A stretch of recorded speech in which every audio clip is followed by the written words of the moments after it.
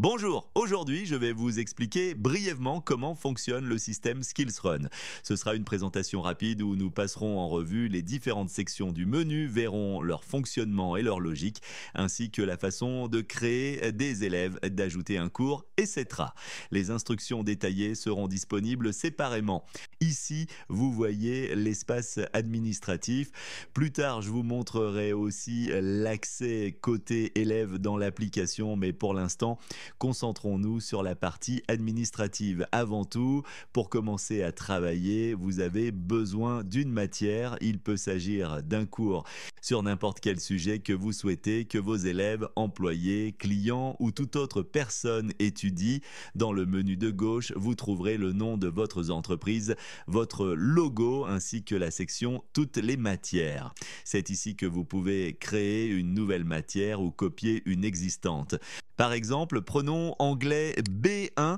La structure globale est composée de 4 niveaux. D'abord, il y a la matière, puis viennent les niveaux. Ces niveaux peuvent représenter des modules, des semaines, des mois ou tout autre découpage selon vos besoins.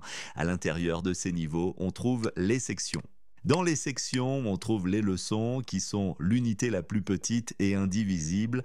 En naviguant entre les niveaux et les sections, vous pouvez facilement accéder à la leçon dont vous avez besoin, le tout sur un seul écran. De quoi se compose une leçon? Elle est constituée de vidéos, de théories, de mots ou de termes si vous en utilisez, d'exercices, de statistiques sur les élèves qui ont suivi cette leçon, ainsi que des paramètres de la leçon.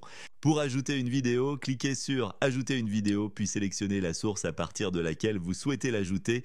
Vous pouvez par exemple l'intégrer via un lien YouTube. Vous pouvez l'importer sur notre plateforme ou la générer via l'intelligence artificielle sous réserve d'un accord préalable avec nous. Passons donc à la création d'une vidéo.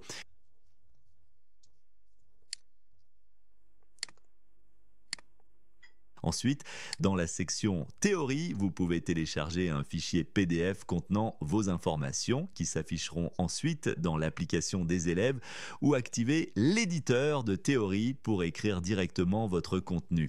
De plus, grâce à cette icône, vous pouvez activer le code source et insérer des iframes ou intégrer des éléments d'autres services ou sites comme Google Forms. Ensuite, dans la section Notes, vous pouvez ajouter le dictionnaire de cette leçon. Les élèves y auront accès non seulement dans la leçon, mais aussi dans un dictionnaire séparé.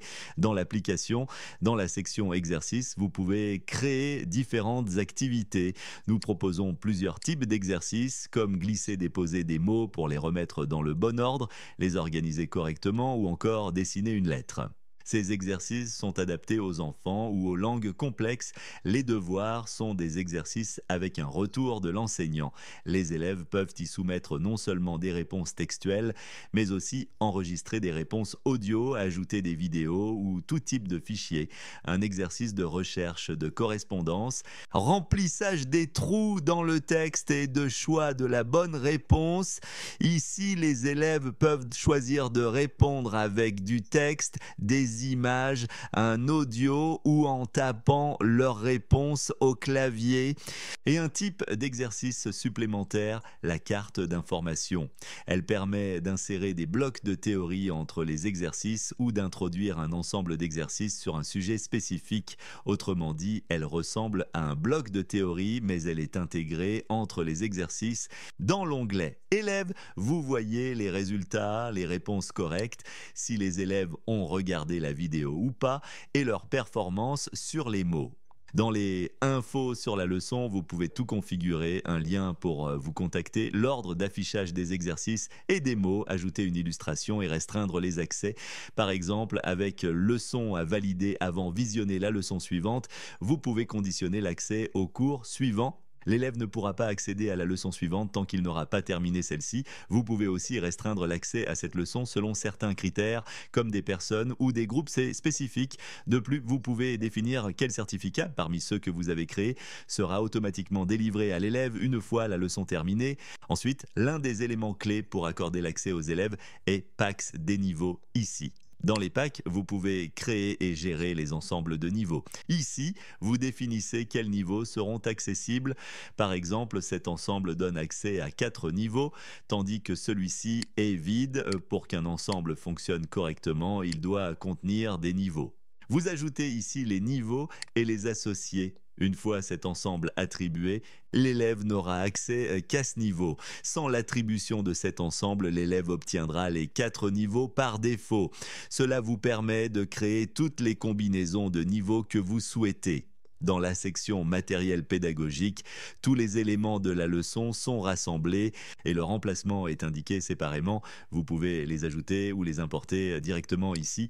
Il en va de même pour les mots et les exercices que vous pouvez réutiliser. Ces mots, vidéos et exercices peuvent être utilisés dans différentes leçons sans avoir à les recréer.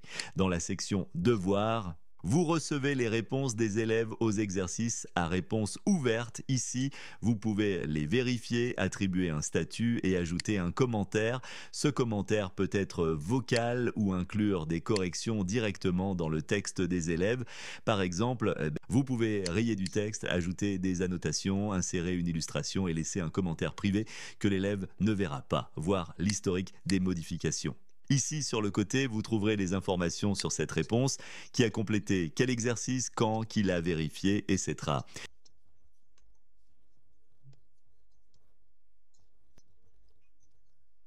Dans la section missions, vous pouvez créer des missions de gamification permettant aux élèves de gagner des médailles en complétant différents exercices. Le fonctionnement est simple. Vous cliquez sur créer une mission, saisissez le nom de la mission, puis vous ajoutez les tâches que les élèves devront accomplir pour compléter la mission. Vous définissez la récompense associée à la mission. Dans résultat de la mission, vous voyez qui l'a accompli et quelles médailles ont été obtenues. Dans la section événements, vous pouvez planifier des webinaires, des rencontres ou des cours individuels avec des enseignants. Ici, vous pouvez les créer et si besoin, les afficher sous forme de calendrier pour visualiser l'emploi du temps des enseignants. Pour créer un événement, il suffit de cliquer sur Créer et de remplir les champs nécessaires. Dans la section Actualité, vous pouvez envoyer des notifications à certains groupes d'élèves pour les informer de ce qui est important. Report d'un cours, ouverture d'un nouveau groupe, un nouveau événement ou autre. Il s'agit d'un système de notification permettant de transmettre les actualités aux élèves. Vous pouvez également envoyer ces notifications par email, mais uniquement après avoir connecté votre propre serveur. Pour faciliter ce processus, veuillez contacter notre support. Dans la section Groupe, vous pouvez créer des groupes d'élèves. Nous allons y revenir dans un instant. Autrement dit, les groupes n'affectent pas l'accès au contenu, ils servent uniquement à organiser les élèves selon les critères de votre choix. Par exemple, vous pouvez créer un groupe et le nommer test. Vous pouvez maintenant ajouter des élèves ici depuis le groupe lui-même ou ajouter des employés. Ou bien vous pouvez ajouter un élève en accédant directement à son profil. Dans la section matière, vous configurez tous les paramètres de la matière. Vous pouvez définir le nom, la description, activer ou désactiver certaines fonctionnalités, ajouter des illustrations, etc. En haut des paramètres de la matière, vous trouverez des onglets dédiés au réglage des leçons, des événements, d'autres options, ainsi que la création d'un certificat à remettre aux élèves. Vous pouvez également changer la langue de l'interface parmi celles disponibles. Trouvez les liens vers les applications et l'accès à la version web afin de les partager avec vos élèves. Nous venons de faire le tour du menu. Passons maintenant à la création d'élèves. Pour cela, rendez-vous dans la section correspondante. Cliquez sur Créer. L'essentiel est d'ajouter le nom et l'email de l'élève. Tous les autres champs sont facultatifs. Ici, vous pouvez définir si l'élève doit ignorer certains éléments ouverts, une option généralement réservée aux administrateurs. Vous pouvez également ajouter une matière pour cet élève. Pour ça, sélectionnez la matière, cliquez sur Ajouter, puis choisissez les groupes dans lesquels inclure cet utilisateur, par exemple le groupe démo, et quel ensemble de niveaux attribués à cet élève, par exemple le pack de niveau démo. Ici, vous définissez la date d'ouverture et de fermeture de l'accès. Si vous souhaitez appliquer des limites liées aux événements, vous pouvez les activer ici. Tout est prêt, il ne reste plus qu'à enregistrer l'élève. Il recevra alors un email d'invitation avec des liens vers les applications. Connectons-nous maintenant en tant qu'élève pour voir à quoi ressemble son interface. Nous saisissons le mot de passe. Si l'élève a plusieurs matières, et il devra en choisir une parmi celles disponibles, comme dans notre démonstration où il y en a deux. En revanche, s'il n'en a qu'une, il sera automatiquement redirigé vers le cours correspondant. Nous nous connectons maintenant à notre compte de démonstration. Que voyons-nous à l'écran? La structure du cours est la même que dans la partie administrative. On y retrouve les niveaux. Il y a aussi des sections. Comme les cours se trouvent dans la section intermédiaire, nous pouvons y accéder et les consulter. Si nécessaire, une illustration peut être ajoutée à chaque cours. Faisons-le rapidement. Nous ajoutons une illustration, nous enregistrons, puis nous nous reconnectons immédiatement. L'illustration apparaît instantanément. Je vais maintenant en ajouter à toutes les leçons pour rendre l'ensemble plus attrayant. Ajoutons aussi à la dernière leçon. Par exemple, prenons celle-ci. Nous entrons dans la leçon et l'illustration est déjà en place. De la même manière, vous pouvez ajouter des illustrations non seulement aux leçons, mais aussi aux sections. Vous trouverez cette option ici. Dans l'édition de la section, ajoutez une illustration, puis insérez-la, par exemple ici. Ensuite, enregistrez les modifications. Ajoutons-en une autre, prenons celle-ci, enregistrons, puis accédons au lien.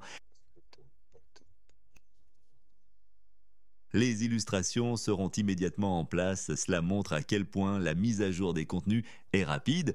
Dès que vous ajoutez une information, elle apparaît instantanément dans l'application. Dès qu'un élève en fait la demande, elle est déjà disponible pour lui. De la même manière, tout ce que l'élève accomplit est immédiatement visible dans la partie administrative sans délai. Dans l'application, l'élève peut naviguer entre les onglets Accueil, Dictionnaire et Liste des devoirs à faire où il trouve les tâches à compléter. L'élève reçoit des retours des enseignants sur les missions qu'il peut réaliser sans obligation. En les accomplissant, il gagne des médailles et peut consulter la liste de ces médailles en haut de l'écran. L'élève peut s'inscrire aux événements et lorsqu'il commence, l'accès lui sera ouvert automatiquement. Mais nous reviendrons sur ce point en détail une autre fois. L'élève peut consulter son profil où il retrouvera ses certificats et accéder aux paramètres pour modifier ses informations. L'application est disponible en 5 langues, anglais, français, ukrainien, hébreu et russe. D'autres langues peuvent être ajoutées si nécessaire. L'élève peut aussi accéder au classement et voir sa position par rapport aux autres. Cette option est facultative et peut être activée ou désactivée selon vos préférences. Il ne reste plus qu'à entrer dans la leçon pour voir comment elle se présente. Dans l'onglet vidéo, l'élève peut regarder les vidéos et apprendre du vocabulaire. Chaque mot peut être accompagné d'une illustration et d'une traduction. Dans la section exercices, l'élève retrouve les activités que vous avez préparées pour lui. Par exemple, avec un exercice de correspondance à trouver ou un exercice à réponse ouverte où l'élève peut rédiger un texte, joindre des fichiers ici, puis envoyer. Dès l'envoi, la réponse apparaît immédiatement dans la partie administrative où vous pouvez la vérifier et définir un statut comme l'accepter, corriger et envoyer à l'élève. La réponse arrive immédiatement avec une notification. Je l'ai bien reçue, mais comme j'enregistre une vidéo, elle n'est pas apparue à l'écran tout de suite. La voici. En cliquant ici, je peux accéder aux résultats de cette vérification. L'élève peut également le consulter dans la section des tâches accomplies. Voilà, c'est tout. Cela nous a pris 15 minutes. Merci pour votre attention. Si vous avez des questions, n'hésitez pas à contacter le support. Nous sommes toujours là pour vous aider. Merci encore et bonne continuation. Au revoir.